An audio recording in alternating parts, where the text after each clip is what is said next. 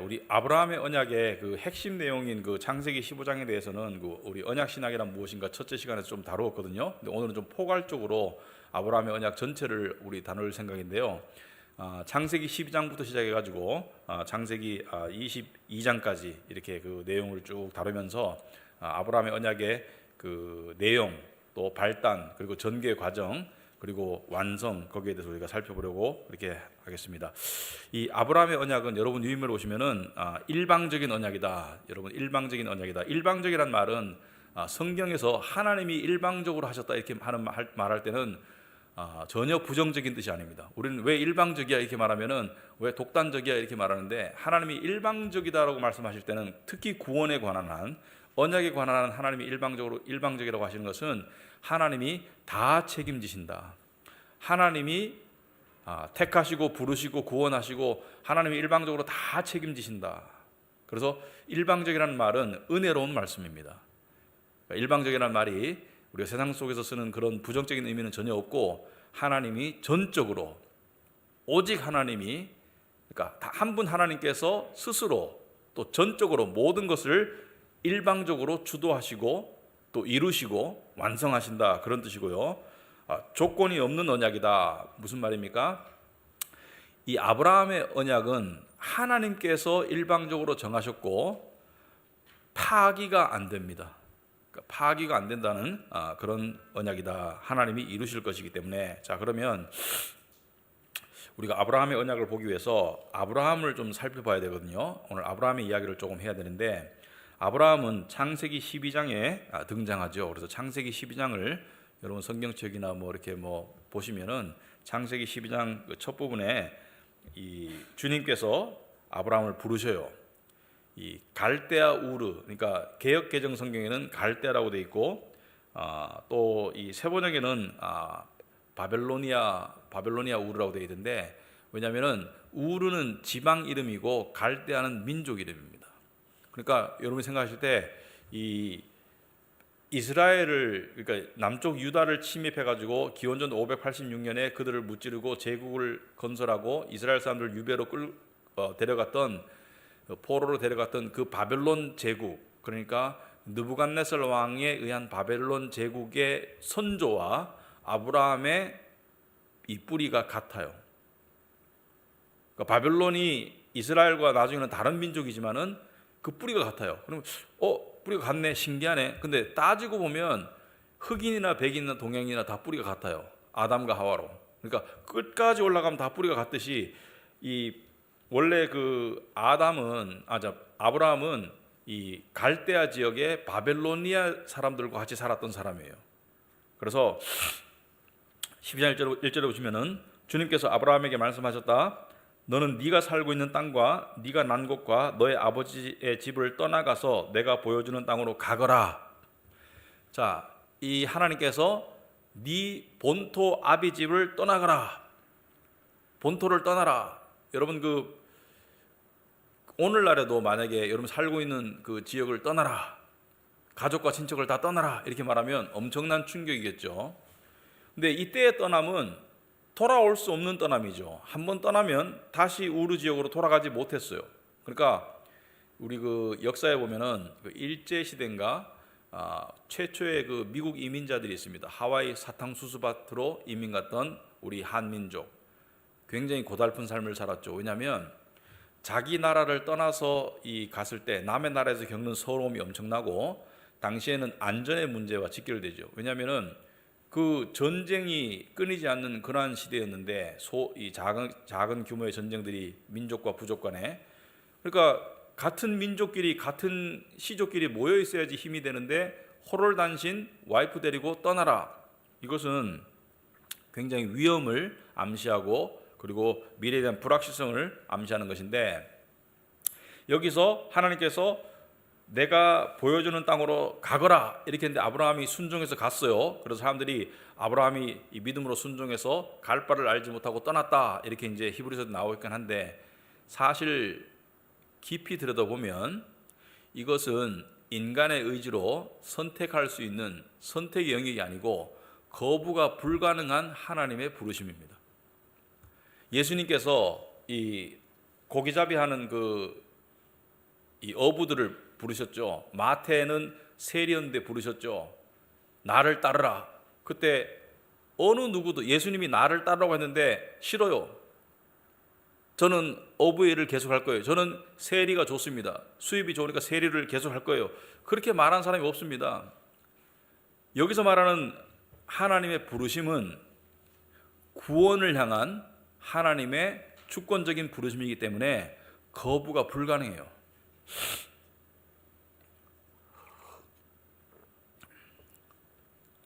자, 내가 너로 큰 민족이 되게 하고, 지금 아브라함과 그 와이프 사라는, 여러분 그 아브라함이 처음으로 부름을 받았을 때가 70대 중반, 75세 정도 되는데요. 당시에 자식이 없었습니다.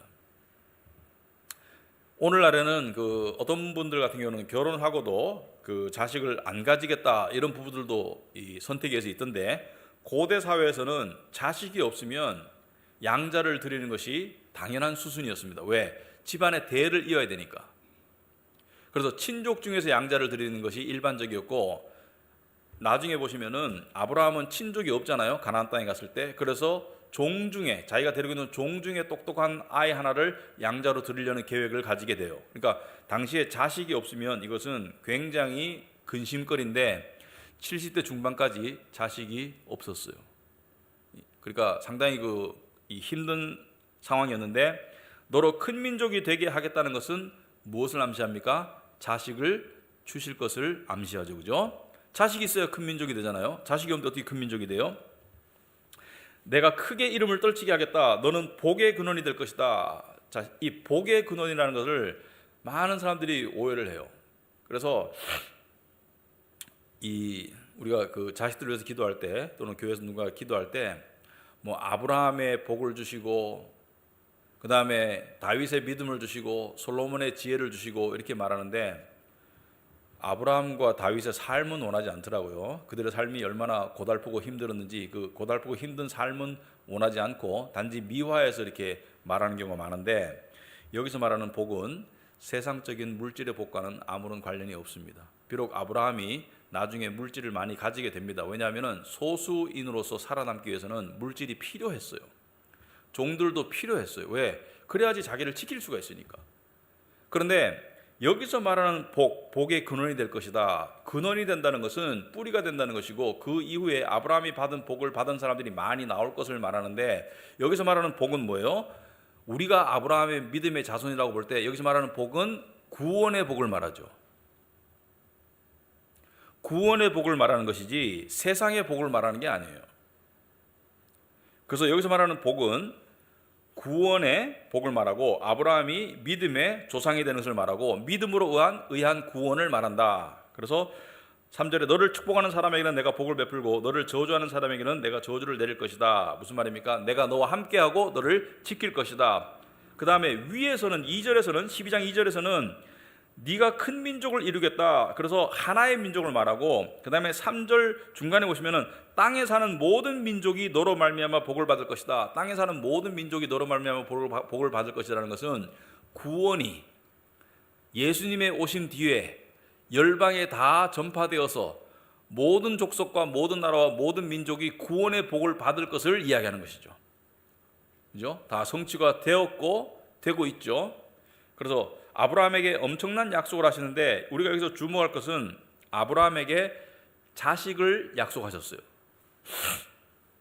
그래서 이 12장에 나와 있는 내용을 언약적으로 분석을 하자면, 언약의 당사자는 누구예요? 갑은 하나님이고 을은 아브라함과 그의 자손들, 특별히 믿음의 자손들. 그러니까 우리가, 여러분이 예수님을 믿는다면 이 언약에 포함이 되어야 한대요. 포함이 돼요. 이따 갈라디아서에서 다루겠지만 우리가 아브라함의 진정한 자손이에요.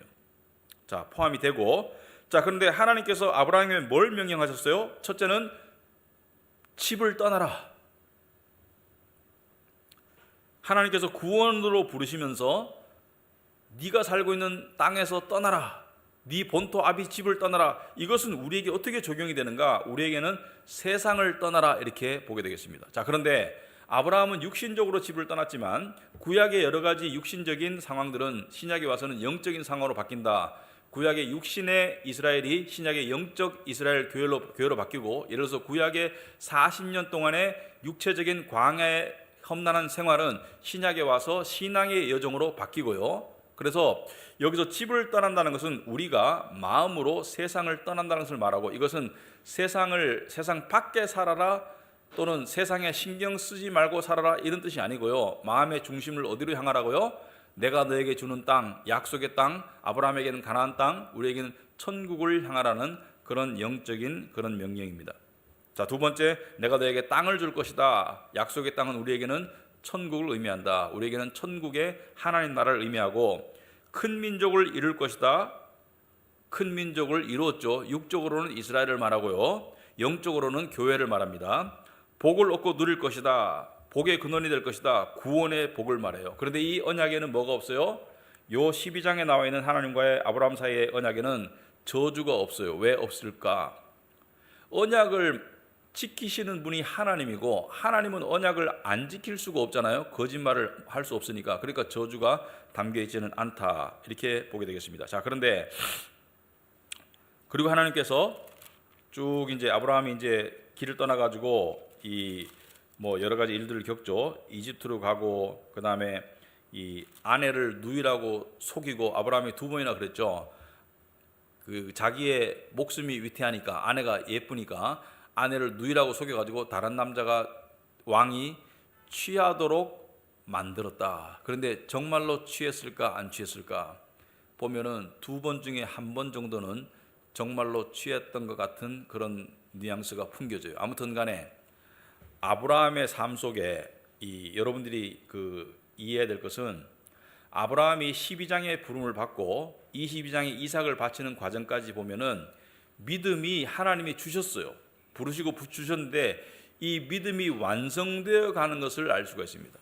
이것은 무슨 말이냐면은, 하나님은 믿음을 주시고 구원하시지만 그 믿음을 통해서 사람을 믿음의 사람으로 완성해 가시는데, 아브라함의 12장과 15장에 이렇게 나타난 것을 모습을 보면, 특히 아내를 누이라고 속이고 이렇게 하나님을 믿지 못하고 이렇게 아내의 정절을 이렇게 타협하는 그런 모습, 또는 16장에 가가지고 이스마엘을 낳는 모습, 하가를 통해서, 이러한 모습들은 믿음에 실족하는 모습들이죠. 그러니까 아브라함의 믿음이 주어졌지만 아주 미약하고 의심이 있고 실수하고 죄를 범하고 넘어져요. 그러다가 22장에 보면은 믿음이 완성되는 모습을 하나님께서 보여주십니다. 그러니까 하나님의 열심히 아브라함의 믿음을 만들어 가신다고 볼 수가 있다. 그래서 우리가 너무 쉽게 아브라함을 닮게 해주시고 다윗을 닮게 해주시고, 닮는 건 좋은데요, 그 닮는다는 것은 과정까지도 담고 있다는 것을 알아야 된다. 그래서 우리가 성경을 이야기할 때, 여러분들이 우리 성경을 가르칠 때, 주일학교에서 가르칠 때, 아브라함을 대단한 위대한 사람, 다윗을 믿음의 위대한 왕, 솔로몬을 지혜의 위대한 왕, 이런 식으로 부각해서 가르쳐서 마치 위인전처럼 가르치는데, 여러분이 다윗의 삶을 살펴보면 다윗은 엄청난 죄를 많이 지었어요. 솔로몬도 죄를 많이 지었고요, 아브라함도 실족을 많이 했고요. 그래서 성경에 나오는 인물들에 관한 이야기가 위인전이 아니고요, 죄인전이 되어야 됩니다. 죄인의 이야기예요. 그들을 믿음의 위대한 믿음의 사람으로 만든 것은 하나님의 열심이고, 주인공이 하나님이고, 사람은 다 죄인들이에요. 그래서 죄인전이지 위인전이 될 수가 없다. 자, 그러난 다음에 하나님께서 수년이 흘렀어요. 그 다음에 15장으로 넘어갑시다. 15장 보시면은 이런 일들이 일어난 뒤에 앞에 13장, 14장 여러 가지 일들이 있었어요. 환상 가운데 아브라함에게 말씀하셨다. 하나님께서, 아브라함아 두려워하지 말아라. 나는 너의 방패다. 내가 받을 보상이 매우 크다. 자, 2가지 이야기를 하고 싶은데, 첫째는 하나님께서 아브라함에게 극적으로 나타나시는 모습, 환상 가운데나 극적으로 나타나시는 모습이 아브라함의 일생에 몇 번 있었을까? 아브라함이 7, 80년을 살았는데 몇 번 있었을까요? 5손가락 정도로 든다고 생각합니다. 극적으로 나타난 모습. 솔로몬의 삶에서 하나님께서 내가 너에게 지혜를 주마 나타나셔가지고 환상 속에서 말씀하신 그런 계시가 몇 번 있었을까요? 역시 5손가락 안에 들 거예요. 다윗의 삶에서도 마찬가지고, 우리는 하나님께서 나에게 극적으로 나타나시는 일이 한 달에 한 번쯤 있었으면 좋겠다고 생각하는데 그거는 엄청난 착각입니다. 어떤 사람은 하나님이 자기한테 환상으로 일주일에 한 번씩 말씀하신다고 말하는 사람도 있는데 대부분이 가짜입니다. 하나님은 그렇게 자주 안 나타나세요. 심지어 믿음의 조상인 아브라함에게도 극적인 모습으로 나타나는 경우는 5손가락 안에 꼽아요. 그 나머지는 우리는 뭐예요? 말씀을 통해서 하나님을 따라 살아가는 것이지, 예배를 통해 살아가는 것이지, 내 인생에 극적인 모습으로 나타나시는 하나님, 예를 들어서 구원으로 나를 부르셨을 때, 또는 어떤 내 인생에 커다란 어떤 그 진로나 어떤 그 진로의 선택이나 고난 가운데 있을 때 하나님께서 극적으로 나에게 나타나셔서 응답을 하시는 그런 모습은 평생에 몇 번 안 나타나요. 그래서 나머지는 말씀을 따라 사는 거예요. 자, 그 다음에 아브라함아 두려워하지 말아라. 자, 두려워하지 말라는 것은 뭘 두려워하지 말라는 거예요? 문맥상 보면 하나님을 두려워하지 말라는 뜻이에요. 여기서 두려워하지 말라는 것은 무서워하지 말라는 뜻입니다. 여러분, 하나님이 나타나실 때 하나님 반가워요 이렇게 말하는 사람 아무도 없었어요.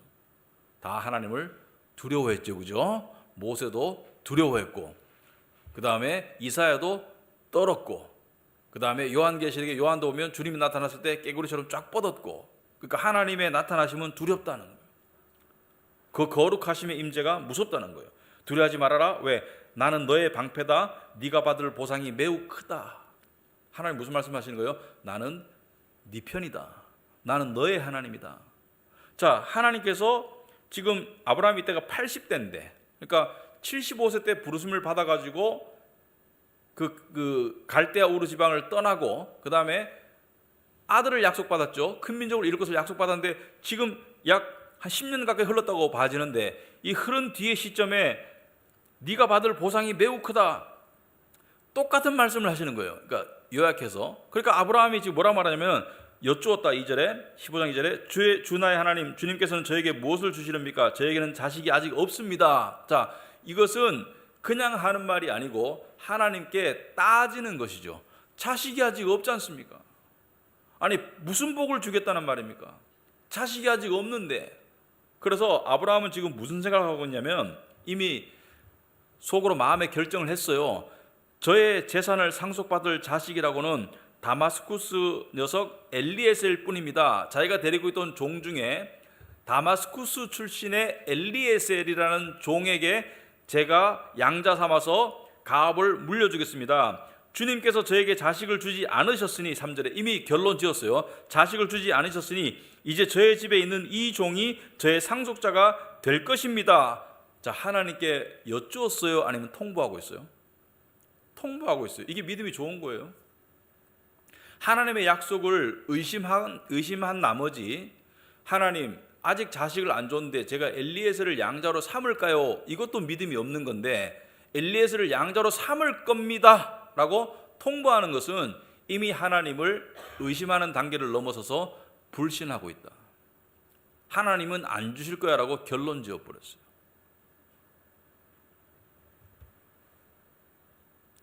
자, 4절에 주님께서 그에게 말씀하셨다. 그 아이는 너의 상속자가 아니다. 원래 얘기를 또 하세요. 너의 몸에서 태어날 아들이 너의 상속자가 될 것이다. 자, 의심과 불신 가운데 빠져 있는데 다시 믿음으로 돌리세요. 아니, 양자 세우지 마. 내가 너에게 아들을 줄 거야. 그리고 5절에 아브라함을 데리고 바깥에 나가서 말씀하셨죠. 바깥으로 나가서 하늘을 쳐다보아라. 하늘의 별을 보아라. 네가 셀 수 있거든 저 별들을 다 세어보아라. 너의 자손이 저 별처럼 많아질 것이다. 다시 한번 처음에 했던 약속을 다시 한번 상기시키기 위해서 별들을 세어보아라. 이렇게 되니까 어떻게 돼요? 아브라함이 의심과 불신 상태에서 다시금 믿음 상태로 옮겨갑니다. 여러분, 어떤 일을 간절히 기다리는데 예를 들어서 옛날에 어렸을 때 엄마가, 야, 내가 너한테 좋은 신발 사줄게. 근데 일주일 기다렸는데 안 사줬어요. 그래가지고 엄마 안 사줄 건가? 안 사주겠지라고 생각하는데 엄마가 조금만 더 기다려봐. 신발 사줄 거야. 이렇게 말하면 다시 한번 믿음이 다시 싹 트죠, 그죠? 그래서 믿음이 하나님의 약속의 반복에 의해서 하나님의 약속에 재확신에 의해서 믿음이 다시 싹 텄습니다. 6절에 아브라함이 주님을 믿으니 주님께서는 아브라함의 그런 믿음을 의로 여기셨다. 자, 여기서 말하는 믿음은 믿음의 불씨를 말하지 믿음의 완성은 아니에요. 그렇지만 믿음의 불씨를 하나님이 주시고 그를 의로 여기셨다. 그러면 누가 믿음을 주셨어요? 하나님이. 그리고 누가 아브라함을 의로 여기셨어요? 하나님이. 무엇을 바탕으로? 하나님이 아브라함에게 주신 믿음을 바탕으로. 그러니까 전적으로 하나님이 하시는 거예요. 내가 잘 믿어서 하나님 나를 의롭게 여기시는 것이 아니라 하나님이 믿음을 주셔서 갖게 하시고 그 믿음을 바탕으로 의로 여기시는 거예요. 다 하나님이 하시는 거예요. 그런데 이 아브라함의 믿음은 아직까지도 불완전한 믿음이고 아직까지도 하나님이 주셨지만 자리 잡지 못한 믿음이에요. 그래서 주님께서 그 땅을 8절에 보면 아브라함이 하나님께 다시 묻죠. 우리가 그 땅을 차지하게 될 것을 제가 어떻게 알 수 있겠습니까? 증거를 보여주세요. 이것은 확실히 믿는 믿음은 아니죠. 증거를 보여주세요. 그때 하나님께서 아브라함과 언약식을 맺죠. 제가 조직신학 첫 번째 시간에 이 부분을 다루었죠. 3년 된 암염소, 3년 된 암송아지, 3년 된 순양, 산비둘기 한 마리, 집비둘기 한 마리 이렇게 가져와라 하니까 아브라함이 짐승들을 쪼개죠. 맞아보도록 쪼개놨어요. 그 가운데는 피가 흥건하게 흐르고 이야기는 첫째 시간에 자세하게 했기 때문에 더 이상 자세하게 할 필요는 없겠죠. 그 쪼갠 고기 사이로 누가 지나갔어요? 하나님이 지나가셨어요. 그죠? 하나님이 횃불의 모습으로 지나가셨다. 이게 고대 근동 지방에서의 전형적인 언약식의 모습이었다. 고대 근동 지방에서 주군과 가신이, 그러니까 갑과 을이 언약식을 맺을 때 을은 갑에게 충성을 맹세하고 조공을 바칠 것을 맹세하고 갑은 을을 지켜줄 것이다. 내가 너를 지켜주마. 그래서 그 당시에 수많은 크고 작은 왕들이 있었기 때문에 서로 합종 연행해가지고 전쟁에서 이기기 위해서, 자기를 지키기 위해서 언약을 맺었는데 그 언약의 조건이 뭐예요? 너는 나에게 충성을 해. 나는 너를 지켜줄게. 그런데 네가 어기면 이 쪼갠 짐승처럼 저주를 받고 죽을 것이다. 그래서 쪼갠 짐승 사이를 지나가면서 언약의 조항을 읊고, 우리가 이렇게 해야 된다는 조항을 읊고, 이것을 어기면 이런 저주가 있을 것이고 이것을 지키면 우리는 안전하게 살 수 있는 복을 누릴 것이다. 이렇게 하면서 언약 당사자 중에 최소한 을이 지나가야 돼요. 그런데 이 언약식에서는 누가 지나가요? 하나님이 지나가시죠. 그죠? 15장 17절에 오시면은 연기나는 화덕과 타오르는 횃불이 갑자기 나타나서 쪼개놓은 희생생물 사이로 지나갔다. 18절에 바로 그날 주님께서 아브라함과 언약을 세우시고 말씀하셨다. 자, 이 언약식에서는 누가 지나갔어요? 횃불이 갑자기 나타나서 하나님의 임재를 상징하는 횃불이 쪼갠 고기 사이로 지나갔다는 것은 아브라함이 어기게 될 언약 파기에 대해서 누가 저주하겠다는 거예요? 하나님이 저주를 받으실 것을 암시하신 것이다. 그래서 이것은 십자가의 복음을 암시하는 내용이다. 이 첫째 시간에 말씀을 드렸어요. 자, 이렇게 언약식을 맺어서 하나님께서 증표를 보이셨는데 아브라함이 바로 무슨 짓을 하느냐? 16장에 가면은 하갈을 통해서 이스마엘을 낳아버려요. 자, 믿음이 좋습니까? 안 좋습니까? 믿음이 깡통이죠. 언약식까지 치러놓고 바로 어기잖아요. 결혼식하고 바로 딴 여자랑 동거하는 거 똑같은 거예요. 그래서 아브라함의 믿음은 상당히 약하고 불완전하고, 근데 이러한 아브라함의 믿음의 모습 속에 우리의 모습도 있다는 것을 우리가 볼 수 있으면 좋겠다. 물론 우리도 사람마다 믿음의 정도가 다르겠지만 우리도 어때요? 하나님을 믿지만 어떻게 해요? 의심하고 또 불신하고 하나님이 원하지 않는 이상한 선택을 할 때가 있어요. 그래서 이 하나님께서 예를 들어서 하나님께 기도했어요. 하나님, 저에게 배우자를 주세요. 근데 좀 기다리다가 하나님께서 응답을 안 하시니까 이상한 선택을, 믿지 않는 사람을 선택한다든지 이래가지고 고생하는 사람도 있던데, 제가 아는 어떤 분은 미국 여자분인데 이 블로그를 운영해요. 근데 자기가 이제 하나님께 배우자를 달라고 간절히 기도했는데 주변 사람들은 다 주시는데 자기는 안 주시더라는 거예요. 그래서 그때 자기도 그냥 적당히 그냥 안 믿는 사람하고도 결혼할까 이렇게 하다가 계속 기도하고 기도하다가 38에 정말 하나님이 예비하신 남자를 만나가지고 하나님께 너무 감사하다 이렇게 썼는데, 그렇다고 38까지 기다리는 말이 아니고 그러한 그 간증들이 있더라. 하나님께 응답을 받았으면, 하나님께 기도했으면 하나님의 응답을 기다리는 것이 중요한데, 어떤 사람들은 확률상 그게 될까? 현실적으로 그게 가능할까? 이런 식으로 자꾸 의심에 빠지더라. 그래서 기도하면 하나님의 뜻대로 하겠습니다. 하나님이 이뻐하실 것 같아요. 세상의 시류를 쫓지 않고 내가 하나님의 뜻대로 살아가겠습니다. 그런 기도는 하나님께서 거의 대부분 저는 들어주신다고 생각합니다. 자, 어쨌든 간에 아브라함은 하갈을 통해서 이스마엘을 낳았죠. 자, 이것은 엄청난 언약의 배신이죠. 그러니까 하나님의 약속을 믿지 않고 자기가 그냥 마음대로 저질러 버렸죠. 자, 그런데 하나님께서는 나중에 어떻게 해요? 끝끝내는 하나님께서 아들을 주시죠. 그리고 이스마엘을 어떻게 해요? 하갈과 이스마엘을 쫓아내라고 하시죠. 그 쫓아내는 과정에서 아브라함은 엄청난 상처를 입었어요. 그러니까 하나님의 뜻에 반하는 잘못된 선택은 결국은 상처로 돌아옵니다.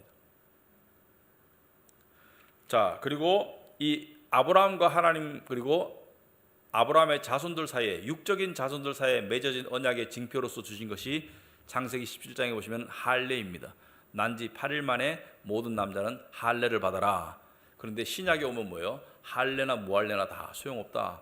마음의 할례가 중요하고, 이 할례가 신약에 오면은 무엇으로 바뀌어요?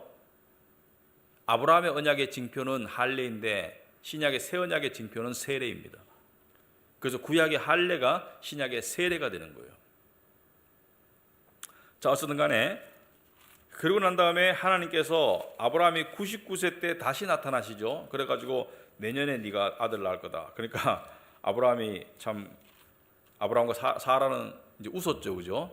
너 웃었지? 그러니까 안 웃었다고 또 거짓말도 하고. 그러니까 왜 웃어요?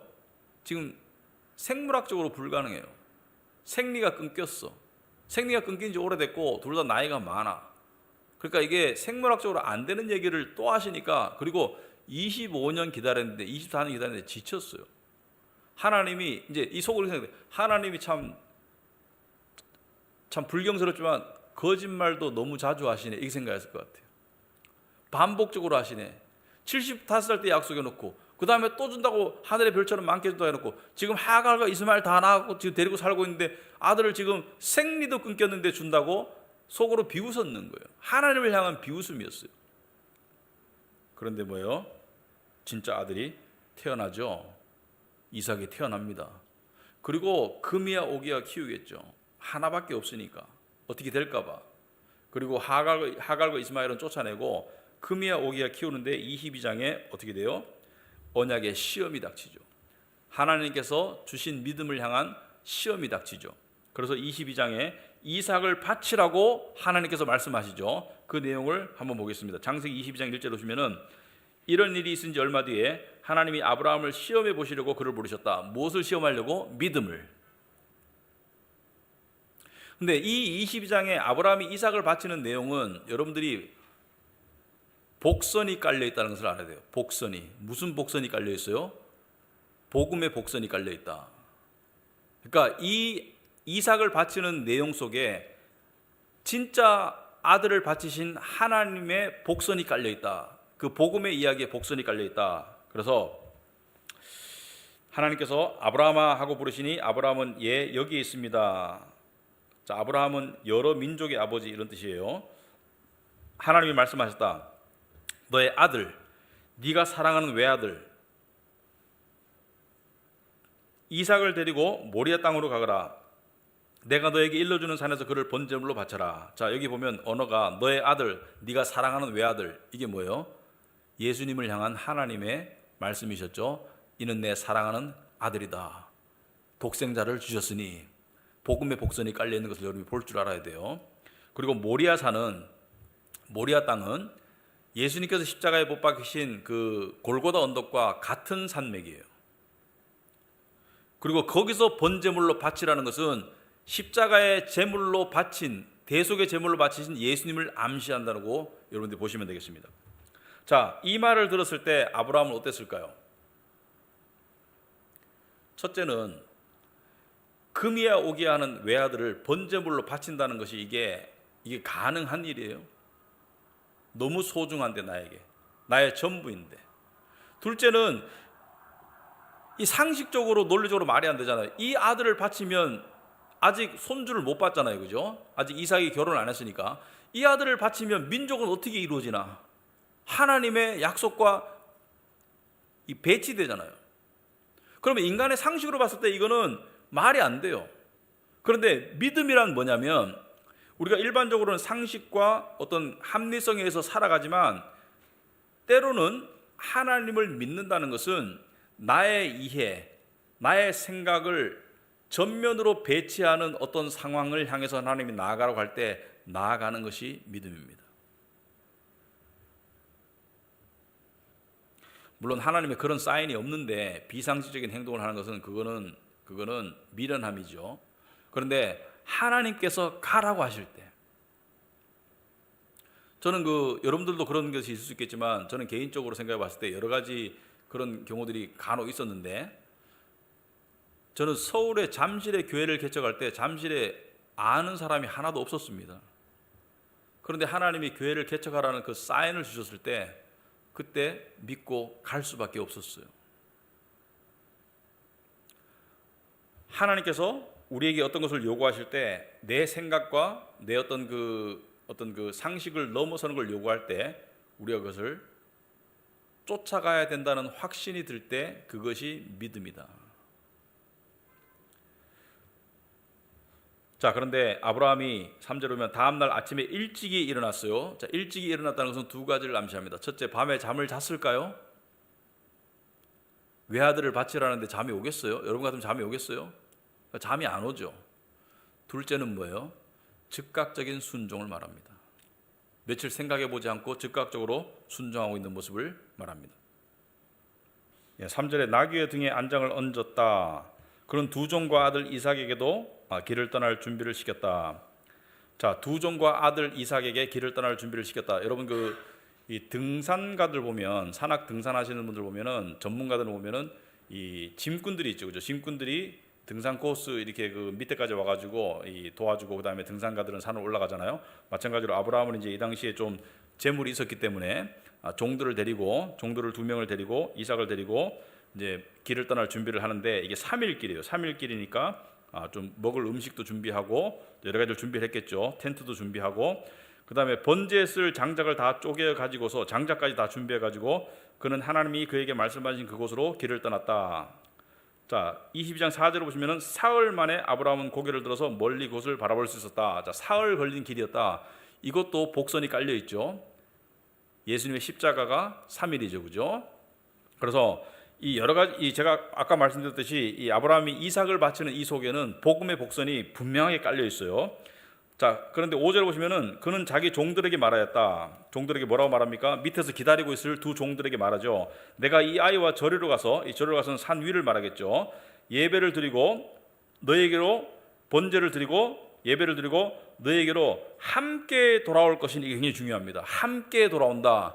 영어로 we will come back. 그죠? 상식적으로는 이삭을 바치고 나면은 내가 돌아올 것이 이렇게 말해야 되는데, 이 아이와 함께 돌아온다는 것은 아브라함은 지금 어떤 믿음을 가지고 있는 거예요? 아브라함은 지금 앞으로 일어날 일을 자세히는 몰라요. 하나님이 이 순양을 예비한 것을 몰라요. 이 상태에서는 어떤 믿음을 가지고 있는 거예요? 부활의 믿음을 가지고 있는 겁니다. 아들을 죽여서 바치면 하나님이 다시 살려줄 것이라는 믿음을 갖고 있는 거예요. 지금 3일을 걸어가면서 아브라함이 속으로 생각해 보니까 이건 하나님의 약속과 배치되는 이 번제를 바친다는 것은 이 아이를 번제로 바치더라도 하나님께서 다시 살려주겠지, 이 믿음을, 부활의 믿음을 갖게 되었음을 알 수가 있다. 그러니까 3일간의 여정 속에 아브라함은 많은 생각을 하는 가운데 그 결론에 도달했던 것 같고, 그래서 종들에게 말하기를 We will come back. 우리가 함께 돌아올 것이다. 여기서 우리는 자기와 아들 이삭이 돌아올 것을 말하죠. 그래서 아브라함은 내가 죽여서 번제로 바치면 생명의 하나님께서 다시 살려줄 것을 믿고 있었던 것 같아요. 그리고 6절에 보시면은 번제에 쓸 장작을 아들 이삭에게 지웠다. 번제에 쓸 장작을 아들 이삭에게 지웠다. 자, 아들이 장작을 지고 올라가죠. 이것은 무엇을 암시합니까? 십자가를 지고 올라가신 예수님을 암시한다. 십자가를 지고 예수님이 골고다 언덕을 올라가셨다. 여러분, 그 예수님이 십자가를 지시고 하실 때 기진맥진하셔가지고 그 주변에 있던 사람 중에 이름이 뭐였죠? 시몬인가? 하여튼 뭐 이름을 어떤 사람을 이렇게 강제로 딱 해가지고 나무를 십자가를 지게 했죠. 근데 많은 사람들이 생각하듯이 예수님은 그냥 걸어가시고 이 어쩔 수 없이 붙잡힌 사람이 십자가를 지었다. 그 이름이 뭐죠? 제가 정확히 기억이 안 나는데 나중에 찾아보겠습니다. 어쨌든 간에 그 사람이 십자가를 지고 올라갔다. 그게 아니에요. 십자가형에 쓰인 십자가 나무의 무게를 한번 생각해 보세요. 일반 나무는 부러집니다. 엄청나게 튼튼한 나무예요. 무거운 나무. 여러분, 나무가 얼마나 무거운지 한번 들어보면 아시죠? 사람을 매달 정도의 높이의 나무, 그리고 십자가, 그리고 그 두께, 그 무게 혼자서 감당 못하죠. 그러니까 예수님이 혼자 못 지고 가시니까 뒤에서 같이 들어준 것이라고 학자들은 생각하고 있습니다. 어쨌든 간에 나무를 지고 올라가신 예수님, 십자가를 지고 올라가신 예수님, 나무를 지고 올라가는 이삭, 그 나무는 무슨 나무예요? 자기를 죽일 나무예요. 그죠? 십자가는 예수님이 죽을 것이고 이삭의 나무는 이삭을 태울 나무죠. 현재까지로 봐서는 번제로 태울 나무죠. 자, 그런데 7절에 이삭이 그의 아버지 아브라함에게 말하였다. 그가 아버지 하고 부르자 아브라함이 얘야 왜 그러느냐 하고 대답하였다. 자, 아버지 왜 그러느냐. 지금 아브라함의 심정이 어떻겠어요? 아들이 무슨 말을 할까 겁도 날 것 같아요. 마음이 아릴 것 같아요. 번제에 쓸 장작은 여기 있는데 번제에 바칠 어린 양은 어디 있습니까? 이 당연한 질문이죠. 아니, 양이 없잖아요. 나무는 차라리 산에 올라가서 베서 하면 되지만은 양은 갑자기 구할 수 있는 게 아니잖아요. 양이 없잖아요. 그죠? 양은 야생동물이 아니잖아요. 양은 가축이지. 자, 이것은 복음의 복선에 연결해 볼 때 이거는 아버지의 마음을 엄청나게 아프게 하는 질문이죠. 엄청나게 아프게 하는 질문이죠. 예를 들어서 여러분이 자식을 키우는데 이 자식이 중병에 걸렸어요. 근데 수술이 성공할지 안 할지 몰라. 근데 수술대 누운 자식이 부모에게 이 수술 잘 될 거죠? 이렇게 물어보면 뭐라고 대답하겠습니까? 잘 될 거야. 아무 문제 없을 거야. 라고 말하겠죠. 왜 속으로는 의사 선생님한테 듣기로는 확률이 20%라고 들었어도 그렇게 말 못하는 거잖아요. 그죠? 가슴이 찢어지겠죠. 그 소리를 들을 때. 마찬가지로 예수님께서 겟세마네 동산에서 나의 하나님, 나의 아버지, 이 잔을 내게서 옮겨 주옵소서. 제자들에게 내가 고민돼서 죽을 것 같다. 너무 마음이 힘들다. 이 잔을 내게서 옮겨 주옵소서라고 기도했을 때 하나님 아버지께서 그 기도가 그냥 아무런 이 마음의 어떤 고통 없이 받아들여진 기도가 될까요? 그 아들의 절규가 굉장히 마음이 아프셨겠죠. 아브라함도 마찬가지로 아들의 질문을 들었을 때 마음이 아프죠. 그런데 8절에 보면 얘야 번제로 바칠 어린 양은 하나님이 손수 마련하여 주실 것이다. 이것은 순간을 모면하기 위한 거짓말이라기보다는 하나님이 다 알아서 하실 것이라는 믿음의 표현이라고 봐집니다. 아들에게 지금 사실대로 설명할 수는 없어요. 사실대로 너를 지금 번제로 바치러 올라간다고 지금 상태에서 말할 수가 없어요. 하나님께서 알아서 하실 것이라는 그 믿음의 표현을 이야기하고 있는 것이고, 아브라함 속으로는 내가 너를 죽여도 하나님이 다시 살려주실 거야, 이런 믿음이 있었기 때문에 이렇게 말할 수 있었던 거겠죠. 자, 그런데 산 위에 올라가서 어떻게 합니까? 양은 없어요. 처음에 없어요. 그러면은 나무로 번제의 제단을 쌓죠. 불을 피워서 제물을 태울 제단을 쌓고 그 다음에 그 위에서 어떻게 했어요? 이삭을 묶어서 제단 장작 위에 올려놓았다. 여러분, 이 말을 들었을 때 뭔가 좀 궁금해야 됩니다. 자, 이삭은 자기를 묶는 모습에 경악했을까요? 안 했을까요? 경악했겠죠. 이게 무슨 뭐 식인종 문화도 아니고 경악했을 거예요. 아버지가 나를 묶어서 번제로 바친다고? 자, 지금 누가 힘이 셀까요? 아브라함은 골골한 노인이고 이삭은 팔팔한 소년이에요. 누가 힘이 셀까요? 이삭이 세죠. 달리기 하면 누가 빠를까요? 이삭이 빠르죠. 그러면은 여러분이 이삭이라면 어떤 행동이 가장 자연스러울까? 아버지, 정신 나가셨어요? 저를 번제로 바친다고요? 그러면서 주랭랑을 쳤을 거예요. 아버지를 밀치고. 그런데 이삭은 순순히 묶이고 순순히 그것을 받아들인다. 예수님을 말씀하시는 거예요. 예수님께서는 십자가에 안 가셔도 돼요. 그러나 죽기까지 순순히 그것을 받아들였을 뿐이에요. 그래서 복음의 복선이 계속 깔려 있어요. 그리고 칼을 들어서 아들을 잡으려고 할 때 주님의 천사가 하늘에서 나타나서 아브라함아 아브라함아 불렀다. 아브라함이 대답하였다. 예, 여기 있습니다. 12절에 천사가 말하였다. 그 아이에게서 손을 대지 말아라. 그 아이에게 아무 일도 하지 말아라. 네가 너의 아들, 너의 외아들까지도 나에게 아끼지 아니하니 네가 하나님 두려워하는 줄 내가 이제 알았다. 두려워한다는 것은 믿음의 언어이죠. 성경에서 두려움이라는 것은 두 가지 종류인데 무서워하는 것과 믿는 것 두 가지 종류인데 여기서 말하는 믿음을 말하죠. 그래서 아브라함이 고개를 들고 살펴보니 숯불 속에 순양 한 마리가 있는데 그 뿔이 숯불에 걸려 있었다. 가서 그 순양을 잡아다가 아들 대신에 그곳으로 번제를 드렸다. 자, 여기에 무엇을 암시해요? 우리 이삭 대신 죽을 순양, 세상 죄를 지고 가는 하나님의 어린 양. 그 다음에 아브라함의 믿음의 순종. 그리고 또 뭘 암시해요? 아브라함은 아들을 안 죽였어도 돼요. 안 죽였어요. 하지만 하나님 아버지는 진짜로 죽이셨어요. 그래서 여기에 복음의 복선이 깔려 있는데 가장 커다란 차이는 아브라함은 아들을 죽이는 단계까지 안 갔어요. 그렇지만 하나님은 아들을 죽이셨어요. 그래서 복음의 복선이 깔려 있고 그런 부분들을 우리가 이해를 해야 된다. 볼 줄 알아야 된다. 자, 아브라함의 언약의 수혜자는 누구인가? 이 아브라함의 언약은 두 가지 의미를 가지고 있죠. 첫째는 아브라함과 그의 자손들이 지을 모든 죄는 누가 담당해요? 누가 담당해요? 하나님이 담당하신다. 하나님이 인간의 모습으로 오셔서 저주를 받으시고 죽으셨다. 예수님이 이 땅에 오셨다. 두 번째는 뭘 암시해요? 이 언약에는 하나님이 믿음을 주시고 구원에 이르는 모든 길을 전적으로 책임지시고 하나님의 열심히 우리의 믿음을 완성시켜 나가실 것이다. 그래서 중요한 결론은 믿음은 구원의 조건으로 주어진 것이 아닙니다. 우리가 믿고 말고의 문제가 아니에요. 믿음은 구원의 근거로 주어지신 거예요. 그렇지만 하나님은 그 믿음이 우리의 삶 속에서 완성되어 가도록 만드세요. 그러니까 우리의 행함이 구원의 조건은 아닌데 구원의 결과로 만들어 가신다. 그래서 우리가 하나님을 더욱더 믿도록 만들어 가신다. 자, 이러한 아브라함의 언약의 수혜자들은 누구인가? 갈라디아서 3장 6절 7절에 보시면은 아브라함이 하나님을 믿음에 그것을 그에게 의로 정하셨다 함과 같으니라. 그런즉 믿음으로 말미암은 자들은 아브라함의 자손인 줄 알지어다. 이것을 유대인들이 오해했습니다. 유대인들은 아브라함이 자기들의 조상이라고 자랑스럽게 얘기했거든요.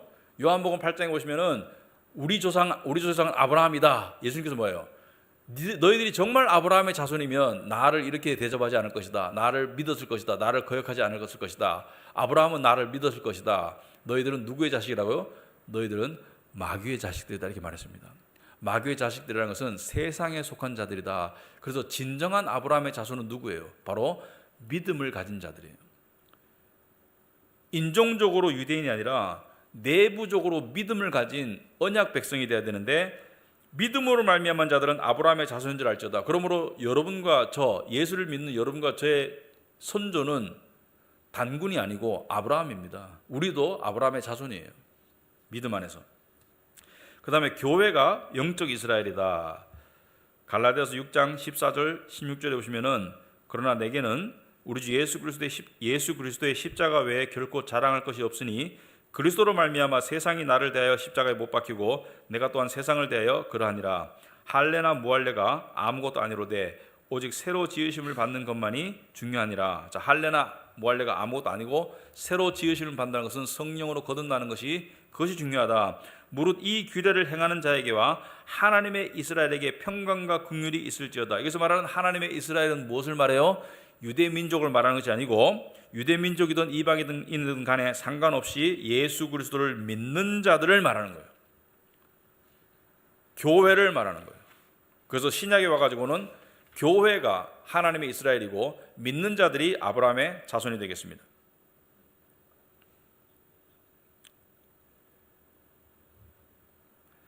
자, 그리고 여기서 우리가 여러분 유인물 2페이지 보시면은 2번을 한번 보시겠습니다. 2번 보시면은 여기서 중요하게 적용해야 될 부분이 있습니다. 이 부분을 한번 우리가 다루고 싶은데, 하나님은 약속의 하나님이다. 맞죠? 성경에는 어떤 신학자에 의하면 6,000개 이상의 약속이 있다. 하나님은 약속의 하나님인데, 우리가 하나님의 약속과 약속하지 않은 것을 구별할 줄 알아야 돼요. 때로는 우리가 하나님을 원망합니다. 나의 기대를 못 맞춰주시는 하나님을 원망해요. 근데 약속하지 않은 것을 하나님의 약속으로 만들어 버려서 하나님에게 의무를 지우는 것은, 그것은 미련입니다. 쉽게 예를 들게요. 하나님께서 우리를 굶기지 않겠다고 약속하셨습니까? 안 하셨습니까? 마태복음 6장에 보시면은 너희는 먼저 그의 나라와 그의 의를 구하라. 그리하면 이 모든 것을 너에게 더하시리라. 그때 이 모든 것이 뭐예요? 많은 사람들이 착각하더라고요. 어떤 사람들은 그걸 떼고 난 다음에 이 모든 것, 성공, 나의 소망, 나의 기대 다 갖다 붙이는데, 앞에 문맥에 보시면은 공중에 나는 새도 먹이고 들에 있는 꽃도 입힌다. 무엇을 먹을까? 무엇을 입을까? 염려하지 말라. 그래서 먼저 그의 나라와 그의 의를 구하면 이 모든 것을 더하신다는 모든 것은 먹을 것과 입을 것을 말씀하세요. 소위 말해서 우리가 먹을 것과 입을 것은 하나님이 주신다고 약속하셨어요. 너희들이 안 굶어 죽도록 하겠다고 약속하셨어요. 추위에 떨어서 죽지 않도록 약속하셨어요. 하지만 하나님께서 우리에게 세상적인 성공과 부를 약속하지는 않으셨어요. 그렇다면 제가 레스토랑을 열었어요. 그럼 하나님께 어떻게 기도할까요? 하나님 잘 될 수 있도록 도와주세요. 지혜를 주세요. 하나님 잘 될 수 있도록 도와주세요. 이렇게 기도할 수 있습니다. 하나님의 백성으로서 자녀로서 기도할 수 있는데, 반드시 성공한다는 보장은 하나님이 약속하지 않으셨어요.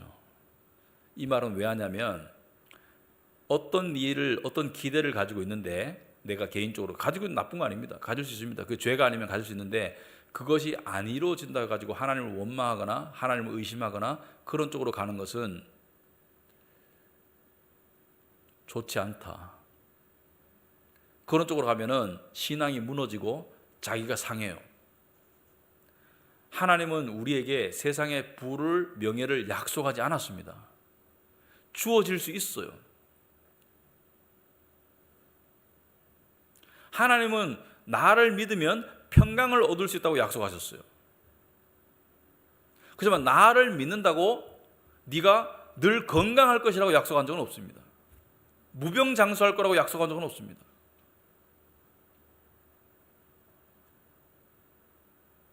나를 믿으면 네가 세상을 이긴다고 약속하셨지, 나를 믿는다고 세상에 고통이 없고 세상에 시련이 없다고 약속하지 않았어요. 그래서 고통과 시련이 없는 삶을 약속하지 않았기 때문에 고통과 시련이 있는 삶에 주어질 때 하나님을 의심하거나 원망하지 마시고요. 고통과 시련이 주어질 때는 하나님이 약속하신 것은 뭐예요? 이 모든 것을 네가 능히 감당할 수 있을 것이다. 너의 약함 가운데 내가 너의 강함이 되마. 네 약함을 자랑하거라. 내가 너의 강함이 되마. 내가 너의 피난처가 되마. 내가 너의 보호자가 되마. 내가 너의 반석이 되마. 내가 너에게 평강을 주마. 내가 너를 지탱해 주마. 그 약속은 하셨어요. 그러니까 지혜가 그걸 분별할 줄 알아야 돼요. 직장 생활을 하고 있는데 주변 사람들이 다 나를 안 괴롭힐 걸 하나님이 약속하지 않았습니다. 어려운 사람들이 네 삶에는 없을 거야 약속하지 않았어요. 그렇다면 시편에 다윗이 원수에 관한 시편을 그렇게 무수히 썼을까요? 그 믿음의 사람이라는 다윗의 삶에서도 원수들이 있었잖아요. 근데 뭘 약속하셨어요? 그 원수들의 잘못된 불의를 네가 이길 수 있도록 해주마 약속하셨어요. 그들을 물리쳐주마 약속하셨어요. 그래서 저는 이게 신앙생활에서 중요하다고 생각합니다. 하나님이 약속하신 일과 약속하지 않은 일을 구별할 줄 알아야 된다. 약속한 일은 철석같이 믿고 약속하지 않은 일은 여지를 두는 것이 중요하다. 그렇지만 약속하지 않은 일 가운데 비록 내가 원하는 일만큼 안 이루어지고 오히려 반대의 길을 가는 한이 있더라도 그 속에서도 하나님의 약속을 적용할 수 있는 것이 하나님께서 승리할 수 있도록 감당할 수 있는 시험만큼만 허락하신다는 것을 약속하셨죠. 우리가 감당할 수 없는 시험은 주지 않는다고 약속하셨죠. 그 약속을 믿고, 그리고 하나님께서 뭐예요? 그러한 가운데 내가 너 함께 할 것을 약속하셨죠. 그것을 믿고, 약속을 믿으면서 우리가 견디고 이기고 승리하고 살아가는 것이지, 이 부분을 조심해야 되는데, 어떤 사람들은 하나님이 약속하지 않은 것까지 땡겨서 내 기대를 약속으로 만들어버리고 하나님이 안 들어주신다고 원망하고 믿음에 그냥 냉담해지더라. 그러면 누구만 손해예요? 나만 손해예요. 열리지 않는 문에다가 내가 머리를 들이받으면 내 머리만 아파요.